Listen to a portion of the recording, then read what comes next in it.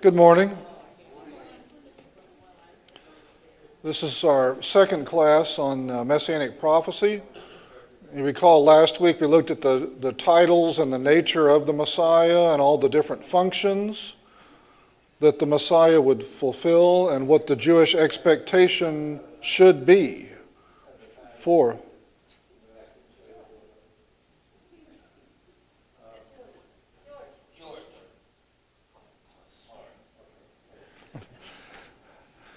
And we discussed the fact that it's not simple and that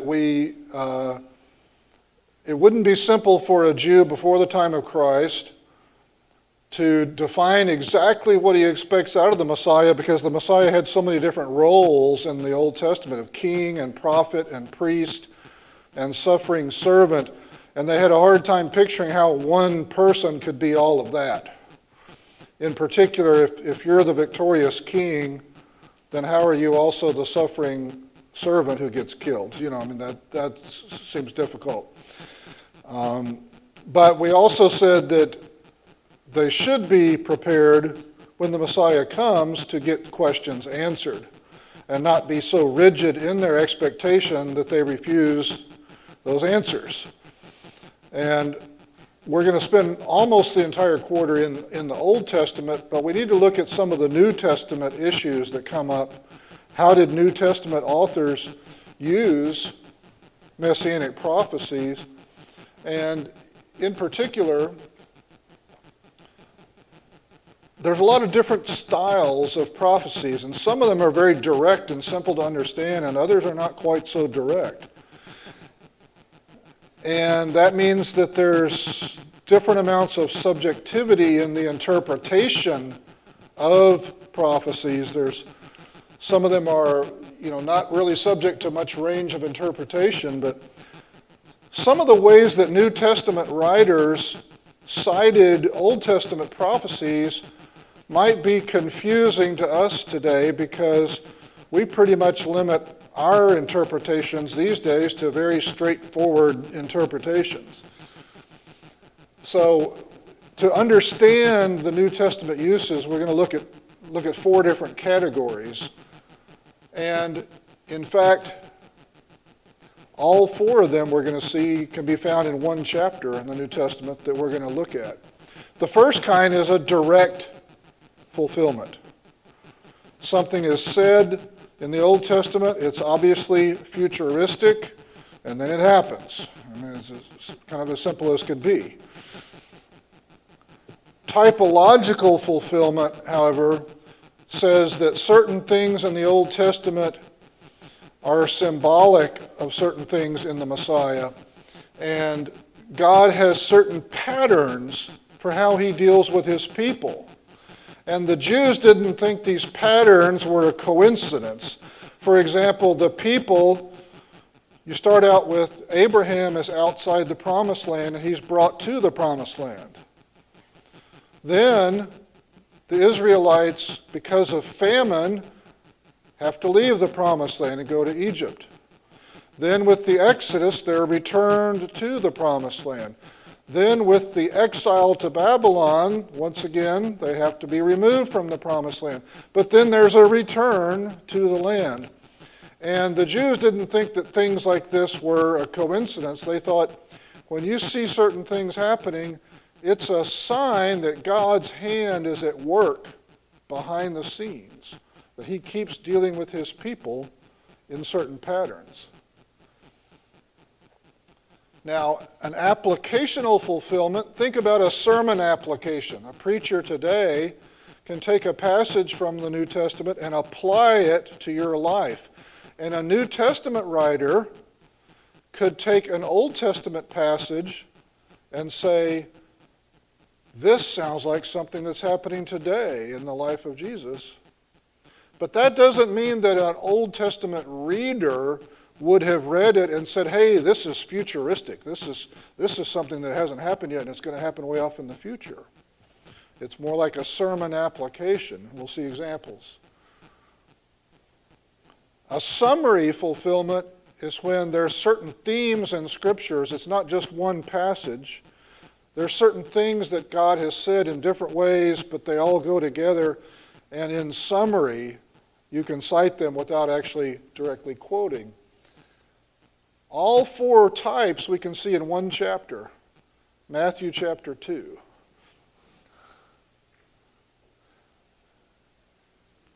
The first one is a direct fulfillment. Herod has called in Jewish leaders. He wants to kill the infant that he heard about from the wise men, the Magi. And so he asks the Jewish leaders, where is this future king going to be born?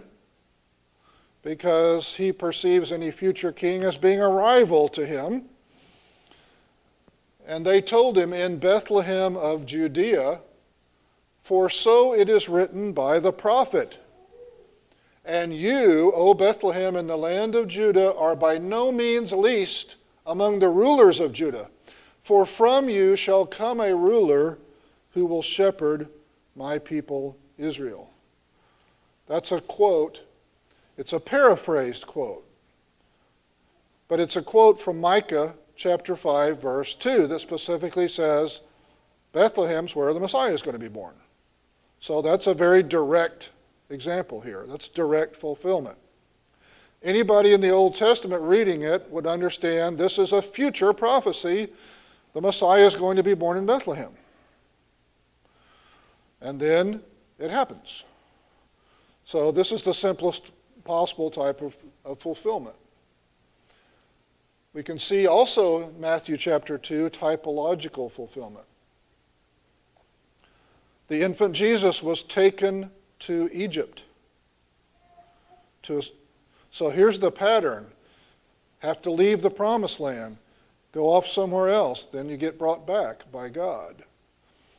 And so Jews, Matthew in particular says that's not a coincidence. Okay? That's a typological fulfillment. Matthew's words are, this was to fulfill what the Lord had spoken by the prophet, out of Egypt I called my son. But what was that prophecy? He's quoting Hosea 11, verse 1. And it's interesting, a lot of times we notice in the New Testament, sometimes we see a quote from the Old Testament and we look it up in our Old Testament and we say, this doesn't seem to be a very exact quote. This seems like a paraphrase. And that's because they were writing in Greek and they used the Greek translation of the Old Testament, the Septuagint.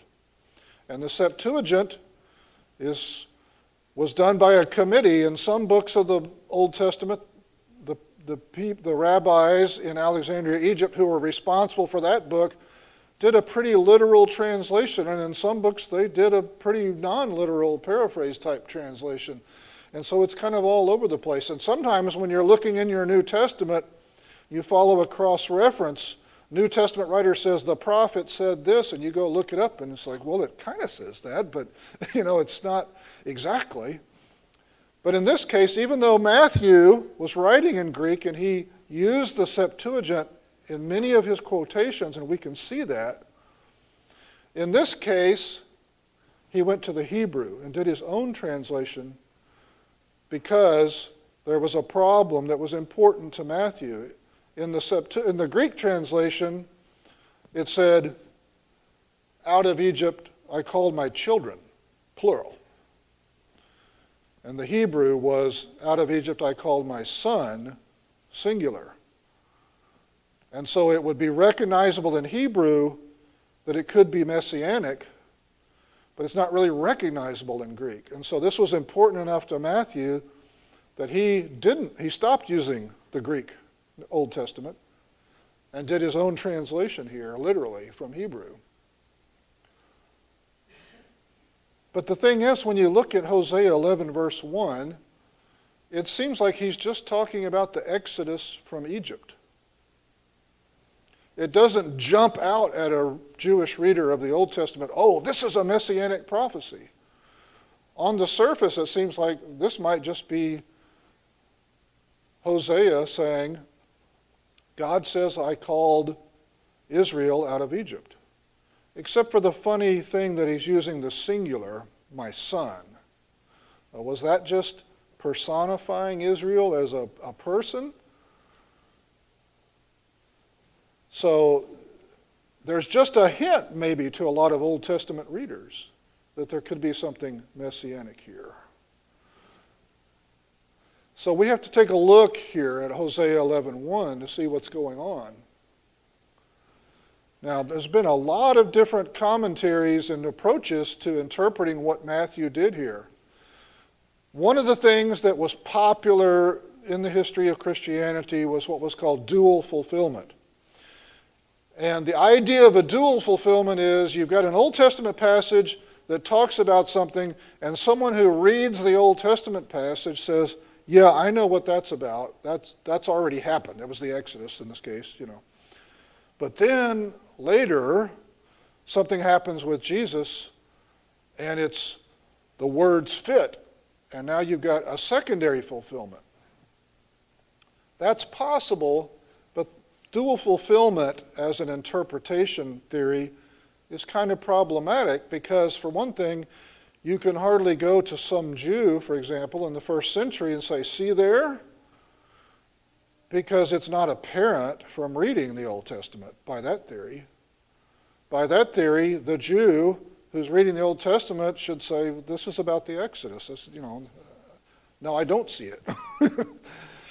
Dual fulfillment is not, is great when you're preaching to the choir, when you're talking to other Christians who are disposed to see dual fulfillment. But for other people, it seems like some sort of sleight of hand or something, especially to a Jew. But there's an alternative here in interpretation besides dual fulfillment. The language seems to be referring back to language that was definitely Messianic prophecy. The oracles of Balaam, going back to Numbers chapter 23 and chapter 24, when the Jews were still in the wilderness. In Numbers chapter 23, Balaam, in his second oracle, and it's clear that this was inspired from God to speak through Balaam, he has an oracle about Israel, the nation. Then in the next chapter, there's a very similar language oracle, but it's about the Messiah. And the plural words from chapter 23 get changed to singular words. So instead of saying them and a people, obviously referring to Israel in chapter 23, the language changes and it becomes he and him and the king. It's all individual and singular.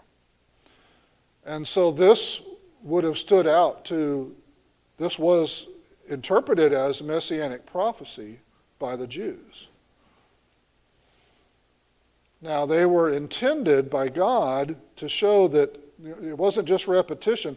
The things I'm going to do for Israel, I'm going to do for the Messiah. And that's why I've repeated the oracle in a different form that's singular. We can see the parallels. In chapter 23, when there's an oracle about Israel, it says God brings them, plural, out of Egypt and is for them like the horns of a wild ox, a picture of strength. But then in the next chapter, in the Messianic oracle, it says, God brings him out of Egypt and is for him like the horns of the wild ox. Now, Balaam isn't just repeating himself. There's a point to the third oracle as compared to the second oracle. It's to move from talking about Israel to talking about the Messiah. Otherwise, he was just repeating himself. So this is Messianic language here. It's intentional to move to the singular in chapter 24. Chapter 23, talking about Israel, behold a people as a lioness it rises up, and as a lion it lifts itself. So the whole people of Israel are being described with the image of the lion and the lioness rising up. Chapter 24, he crouched. He lay down like a lion and like a lioness. So once again, the Messiah is being spoken of with the same language as the people of Israel, and the Jewish readers of the Old Testament would recognize this. And so this sets the stage for Hosea to use this singular language. Out of Egypt I called my son. Singular. A Jewish reader could be expected, especially a Jewish teacher, a rabbi, someone who's schooled, and someone who goes back through the scriptures and does a study of Messianic prophecy, if they recognize Numbers 24 as Messianic prophecy, as they did, then they should recognize the parallel language in Hosea, out of Egypt I called my son. Because calling out of Egypt is part of the parallels here, right? When we take a look back, God brings them out of Egypt. God brings him out of Egypt. So there should be a messianic expectation that in some way the Messiah will be brought out of Egypt. Now there might be some symbolic interpretation that a Jew could have of that, but there should be a messianic expectation. God is somehow going to bring the Messiah out of Egypt. Whether it happens literally or whether it means he is rescued from something the way we were rescued from Egypt, there's got to be a parallel. So when Matthew quotes Hosea 11:1 and says, this is fulfilling what the prophet said,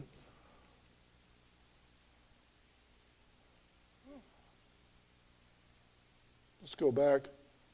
This was to fulfill what the Lord had spoken by the prophet, out of Egypt I called my son. The scholars, the commentators recognize the parallel.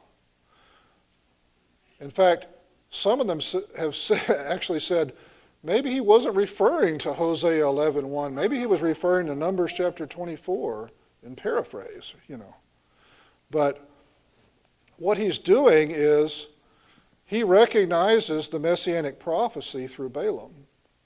And he recognized that Hosea's language parallels that. So he's pulling them both in together in the book of Matthew. He could have just quoted directly from Numbers 24 and had kind of the same effect. He could have just quoted from Numbers 24, out of Egypt I bring him. Matthew didn't make a mistake. He quoted Hosea because he's tying together the law and the prophets and showing how they had an expectation of the Messiah somehow being rescued just like the Exodus.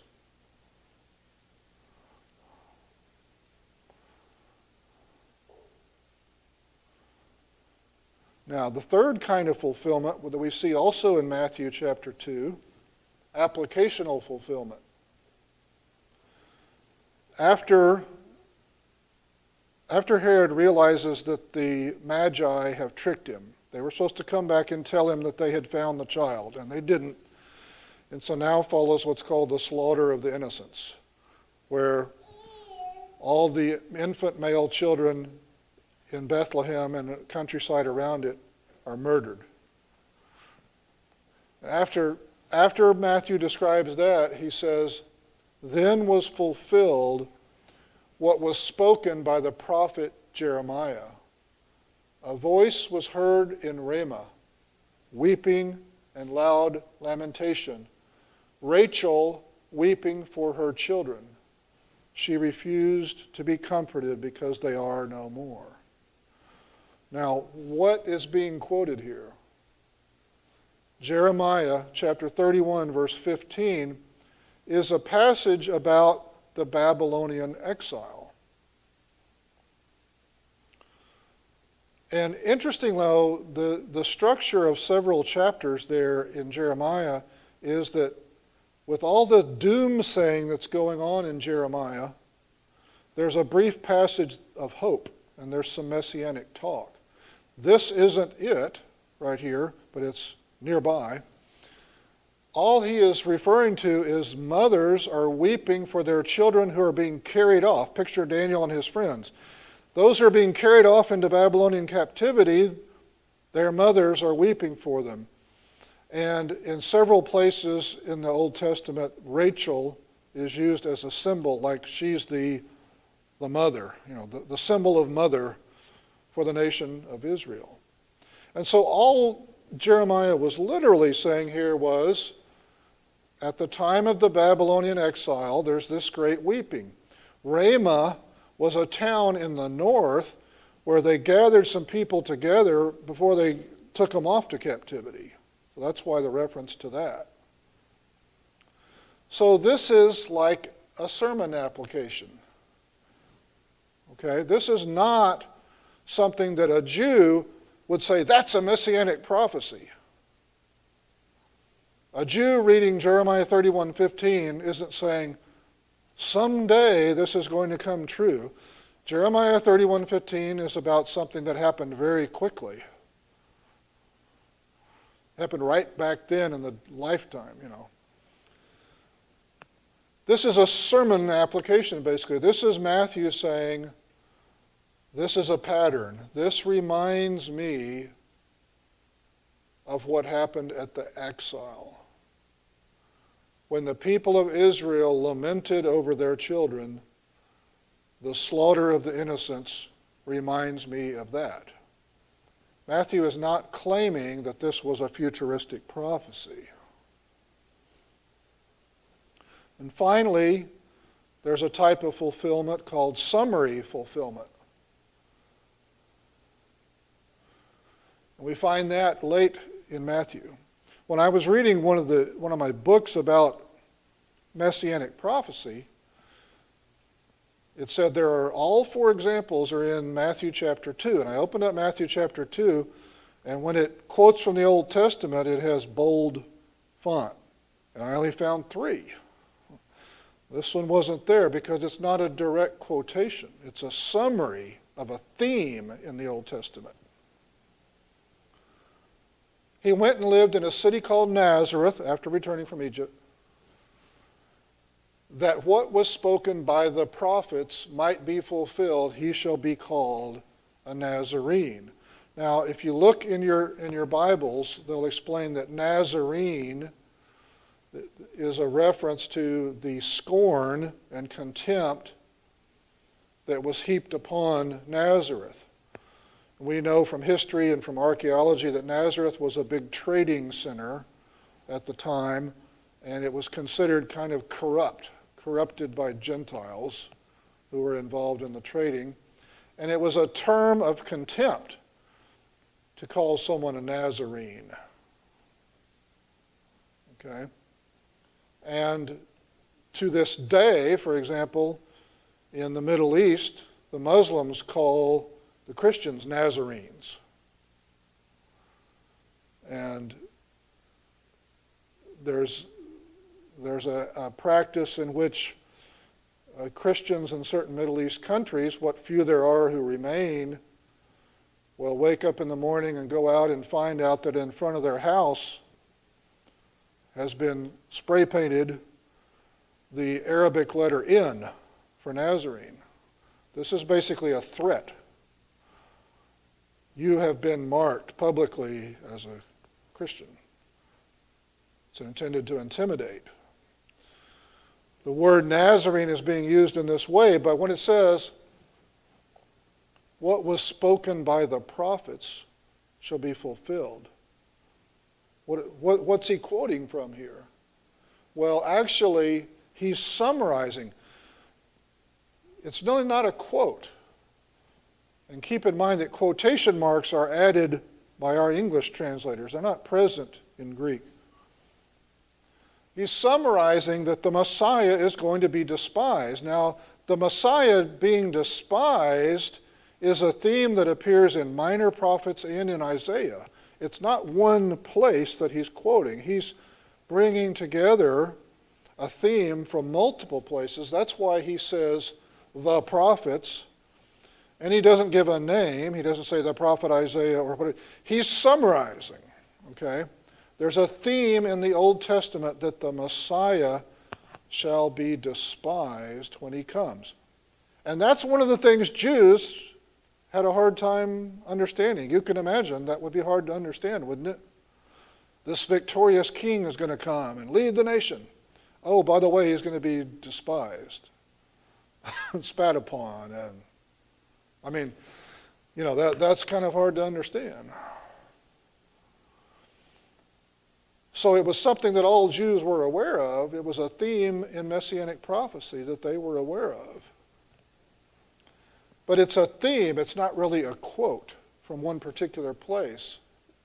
It's a summary, and that's why some of your translations are quite correct to omit those quotation marks and just say, what was spoken by the prophets might be fulfilled, that he shall be called a Nazarene, no quotation marks. That's why it didn't pop up in bold font in my Bible, and I couldn't find it at first, because it's not a direct quote from one place. Now, is that a legitimate thing to call it what the prophets said when you're not quoting any particular prophet? Well, actually, we can see this practice in the Old Testament, in the book of Ezra. Ezra is standing up towards the end of the book of Ezra, and he's talking to them about the fact that they've intermarried with all these pagan people. And he's going to summarize the commandments that they were given against that, but he's not going to do a direct quote from any one place. Ezra says, "And now, O our God, what shall we say after this? For we have forsaken your commandments, which you commanded by your servants the prophets, saying," and you'll notice the translation has added quotation marks here, which is not necessarily proper. "The land that you are entering to take possession of it is a land impure with the impurity of the peoples of the lands." Those impure with the impurity of the peoples of the lands, that's not a phrase that's actually used directly, but that's a summary of what they were warned about. "With their abominations that have filled it from end to end with their uncleanness, therefore do not give your daughters to their sons, neither take their daughters for your sons. And never seek their peace or prosperity, that you may be strong and eat the good of the land and leave it for an inheritance to your children forever." That whole thing is a summary by Ezra. That's not a quote from one prophet somewhere. But that was considered perfectly legitimate. It's a very accurate summary of the warnings that they were given before they ever even entered the Promised Land. And so Matthew isn't pulling some fast one on us when he summarizes. But a lot of times when we read our New Testaments, we are kind of oriented totally towards direct fulfillment. And whenever we see a New Testament writer say, well, this is to fulfill what some prophet said, we think it must be an exact quote from one prophet, and that's the only kind of prophecy there is. But actually, we see here in Matthew 4 different ways of referring to the fulfillment from the Old Testament. Now, you can see that these 4 different ways aren't all as straightforward as each other, are they? And it turns out that there is so much direct Messianic prophecy that we can fill up this whole quarter just looking at direct Messianic prophecy. So we're not actually going to spend time on the other types except to expose you to them. There is so much direct Messianic prophecy that was fulfilled, which is useful for our faith, useful for our evangelism, that we don't have to speculate about anything else, about typological or applications. We can just deal with the direct prophecies. The Messiah will be born in Bethlehem. We can stay pretty much on that level and have a whole class worth of material. And so that's what we're going to do. But I want you to be aware of these things. You don't really have to go off into typology Because isn't it kind of subjective to say, oh, I think this is the same pattern as this, or I think this language in the Old Testament would apply to Jesus' day. When I read two different books concerning Hosea 11:1, which we talked about as being a typology going back to Balaam, one of the authors says, no, I don't think it is a typology. I think it's application by Matthew. So you can see there's a certain subjectivity, isn't there, if we can't even necessarily agree what category something falls into. But the direct fulfillment, people can agree what category that is. And so that's all we really need to look at, especially in a first class on this. And it's sufficient to establish, here's what the Jewish expectations were, here's what they should be ready for, here's how Jesus fulfills it. And other things that might get into more speculation, we don't have to go into. So that's how we will proceed. Ezra didn't quote any single passage, neither did Matthew. Some of the quotation marks don't really belong in either place, honestly. But, so we'll end there, and what we're going to do starting next week is go chronologically so that we can see how the Jewish expectation of a Messiah progressed. We're going to start in Genesis. We're going to start in the books of Moses before we get on to historical references and prophets and major and minor prophets and so on. And we'll see at each point in time what they were expecting. And then we'll see how it's fulfilled also. Thank you very much.